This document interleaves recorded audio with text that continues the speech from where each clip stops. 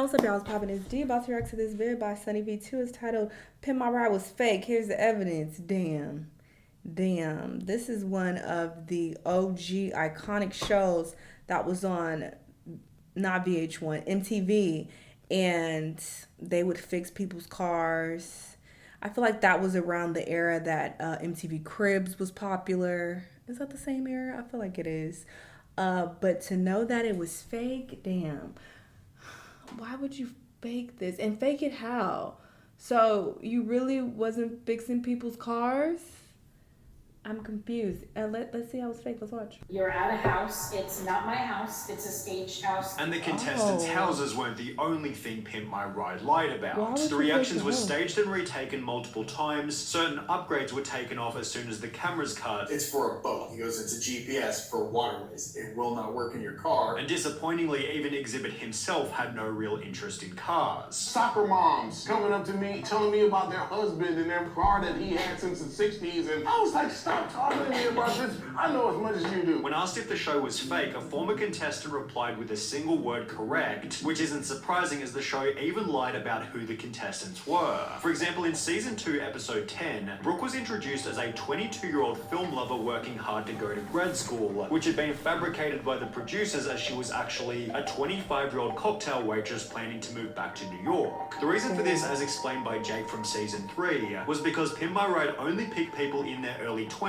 There was a strict age limit of 22 years old. Confirming that the show was lying about contestants' details before filming had even started. In the first 30 seconds of each episode, Exhibit emphasizes that each contestant doesn't know they're about to get picked. He has no idea. I'm about to pimp his ride. Yet this was strange as the contestant always answered the door, always had a microphone on them, and even had their windows blacked out as if they didn't want cameras seeing inside. Well, it turns out Brooke, the supposed 22-year-old film lover, had been pre-selected by a friend to appear on the show, and as a result she'd stay when Exhibit showed up at my house to tell me I'd been chosen, not a surprise. What was a surprise was when the producers made me react and then react again to Exhibit showing up, finally coercing me into doing a cartwheel, and she wasn't the only contestant who'd had this experience. They coach you on how to say it and what to say and everything like that. The show didn't have an actual script, but they did steer the dialogue in a direction that they wanted. If I said something they liked, they would have me repeat it over and over on camera. This had been commented by Seth, who appeared in Season 5, who was also well aware that Exhibit was coming to his house, stating, "They told me I was in the running for my own episode, but it was between me and 2 other people. When I was sitting in the house waiting for a knock at the door, they said that it was either going to be Exhibit or a producer telling me I didn't win." Thinking back on it, that was all bullshit, but it did make the surprise genuine, which was the same experience as Erin from Season 4, Episode 2. She was one of 3 contestants. One of them would be chosen. Someone came and knocked at the door. If it was Exhibit, they won. Each contestant was at least somewhat aware that they'd be getting a knock on the door because, well, the homes they were in were actually owned by Pimp My Ride. A Huffington Post article clarified these houses were oftentimes not the contestants' homes. Instead, each dwelling had been rented by MTV. For example, when Jake from Season 3 was asked, did the film crew show up and stage the whole surprise as part of the episode, he'd respond by stating it wasn't my house. It was a place owned by one of the crew members. Similarly, Seth from Season 5 stated, the house was rented from Craigslist because I lived in an apartment, and they need a house with a big open driveway for filming, which is certainly reasonable, although sometimes the house was part of the person's story. In Season 2, for example, Eric's car had supposedly been beat up in the rough streets of Compton. In Compton, ain't no street lights. However, judging from a quick look at Google Maps, it seems the episode was filmed in a much nicer neighborhood. So if Eric's story was inconsistent and Brooke's story from earlier was downright fabricated, then who else's stories were exaggerated for the sake of the show? Well, it seems pretty much all of them. In Season 3, Jake's Buick had been bought from his grandma who smoked, and as a result the show threw an extra few dozen cigarette butts in the car to make her just look like a totally disgusting person. On top of this, the show interviewed Jake's girlfriend toward the start of the episode, yet MTV apparently questioned me having a girlfriend and suggested I dump her because it was better for my desperate dude with a shit car image. A producer later responded by stating, why would we want a kid to break up with his girlfriend? bad. How would that have helped the show? So while Jake's claim about his girlfriend was somewhat questionable, the cigarette story was confirmed by Seth, who had a similar experience. I know I'm fat, but they went the extra mile to make me look extra fat by telling the world that I kept candy all over my seat and floor just in case I got hungry. However, it seems the fakest story was Justin's in season 6. His front bumper had supposedly fallen off in a car crash. Here is the result of a 3-car pile of breakers. Although according to a 2010 tweet, my friend Justin was on Pimp My Ride. On TV, he said his RAV4 was involved in a 3-car crash. No, it wasn't. Dude beat his car up with a bat. The same user then clarified, what he told me was that MTV suggested to him that he and his friend should do more damage to the car, which was confirmed by Justin himself, who'd add, yes, they removed my front bumper, used aircraft remover, and enhanced the dent on the side of my car. Whilst introducing the episode, Justin stated, one of my crazy ex-girlfriends actually threw nail polish on my hood. Although when he was asked why are all your ex-girlfriends so angry, Justin revealed it was just something I made up, while Erin from season 4 was also encouraged to make her car look bad. They asked to leave trash in the car. We went to In-N-Out, and so they told me to leave it in the cup holder, so I did. It seems the only real part of the show's intro was Exhibit's improvised dialogue. Because it wasn't scripted. I could say whatever I want to say. And when Exhibit drove the car to the shop, Exhibit did actually take the cars and drive them away, with the exception of a few that were too broken down, and then they made it look like he did. Although this segment created even more problems. Most people believe that PMR takes the car and gives it back in like a week or something. That's what I thought was going to happen too. But in actuality, they took my car for roughly 7 months, being a massive inconvenience for some of the show's contestants. And they make it look like they're moving really, really fast, but in reality,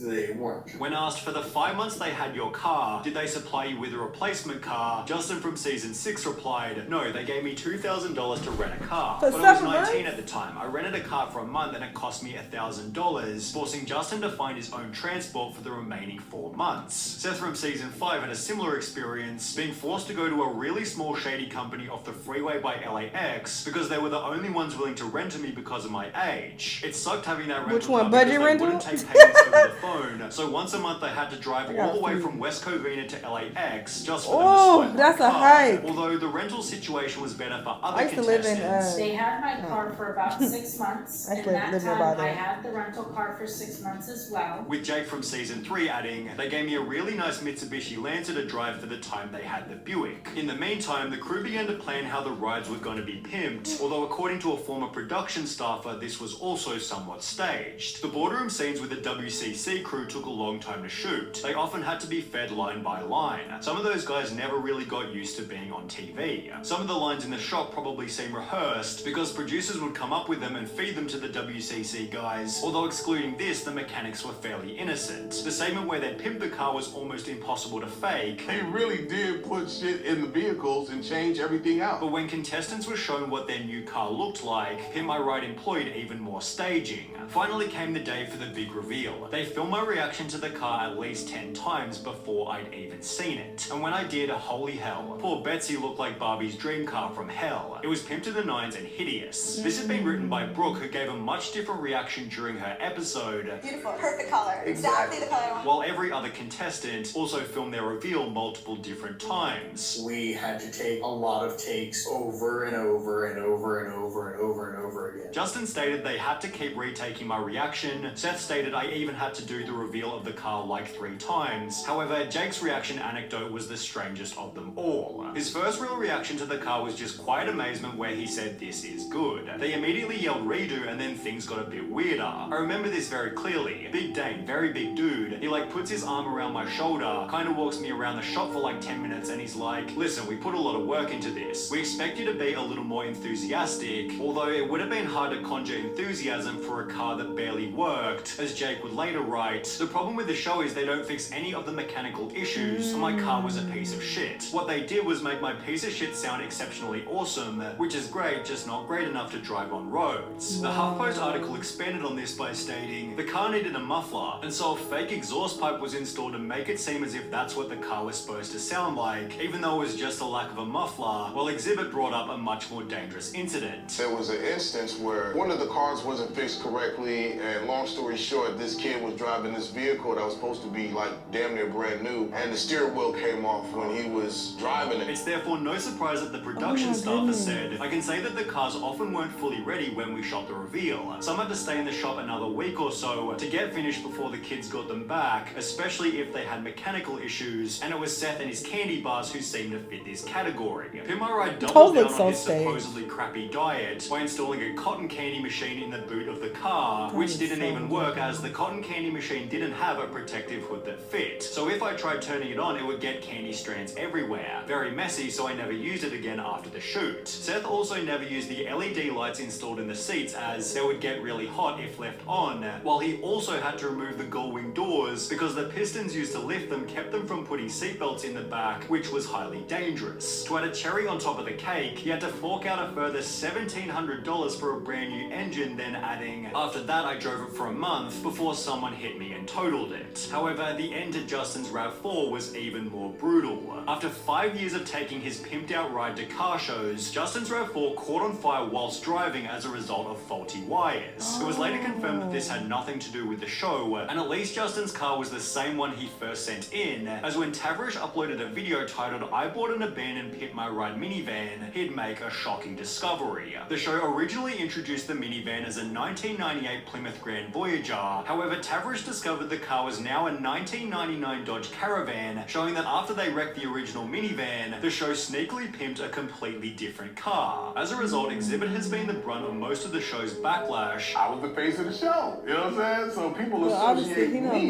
with what happened to the car. Which feels pretty unfair given every contestant has said he's an awesome guy. In fact, Exhibit only did Pimp My Ride for the following reason. I actually did Pimp My Ride because I thought they was gonna play my music videos. However, it instead seemed to have the opposite effect. The show was taking away my credibility of what I'd already done. It was taking so much time, I wasn't able to tour, I wasn't able to... Because what does he sing? I feel like he has some really popular songs, but what the fuck are they? Because now when I think of him, I do think of Pimp My Ride, which is crazy. And even when he was on the Boondocks, they featured him as like being the Pimp My Ride guy, which is so wild because he had a successful rap career prior to that. I'm pretty sure it was successful. Oh, damn, I definitely didn't know. I was there filming. Which is even more depressing given he was barely paid for it. But at that particular time, you wasn't really happy with the pay, though. Nah. How much was he getting? And as a result, it's no surprise that Pimp My Ride is unlikely to make a comeback. When are we gonna get a Pimp My Ride? No, there'll be no more Pimp My Ride. And they wasn't even paying this man properly. That's trifling. They played him, they played the contestants, they played everybody. This is so weird though.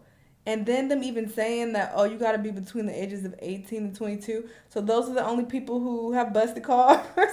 That was odd. It's also odd that you're not fixing the mechanical damage. So you're just making their car look pretty, but it's really a piece of shit. Like, that's so crazy. I'm not surprised though. These shows are trifling. This reminds me of the one I reacted to. This is when I was in Europe.